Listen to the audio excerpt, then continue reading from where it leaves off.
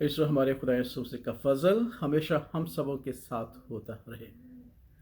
ईश्वर हम अपनी ज़िंदगी में बाज़ात देखते हैं कि हम अपनी गलती को, अपनी कोताही को, अपनी नाफरमानी के गुनाह को अपना दायमी दुख बना लेते हैं और हम फिर दुख भरी ज़िंदगी बसर करते हैं और बाज़ात अपनी ज़िंदगी से कराहित करते हैं, हत्ता कि हम अपने आप को मार लेते हैं, यानी खुदकशी कर लेते हैं।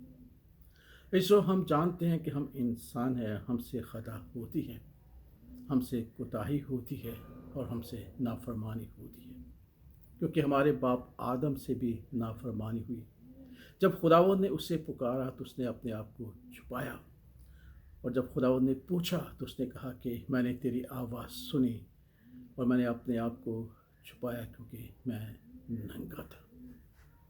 इसो बाज़ात हम अपनी नाफरमानी और अपनी कोताही के वसीला से खौफज़दा हो जाते हैं और अपने इस खौफ को, अपनी बदहाली को, अपनी परेशानी को अपना दायमी दुख बना लेते हैं और फिर हम उस दुख में सारी उम्र गुजार देते हैं और मायूसी और पछतावे और पशेमानी के वसीला से हमारी ज़िंदगी में खुशी और इत्मीनान कायम नहीं रहता। ईश्वर मुझसे बेटा हमें इससे नजात और रिहाई हासिल करने का एक खूबसूरत तरीका बताते हैं।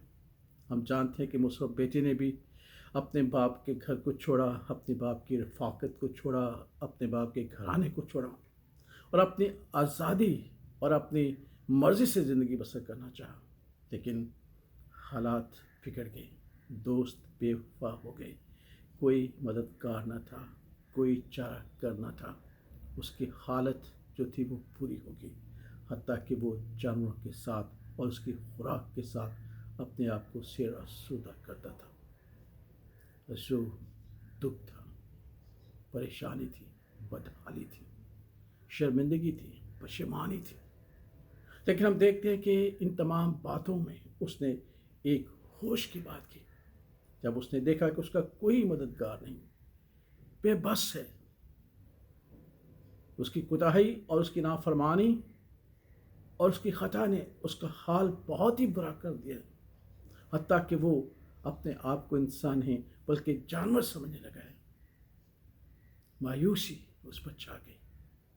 तब उसने कहा कि नहीं, इसका एक इलाज है कि मैं अपनी मायूसी को, अपनी बदहाली को, अपनी परेशानी को, अपनी पशेमानी को और अपने दुख को दूर कर सकता हूँ। एक ही रास्ता है, एक ही वसीला है।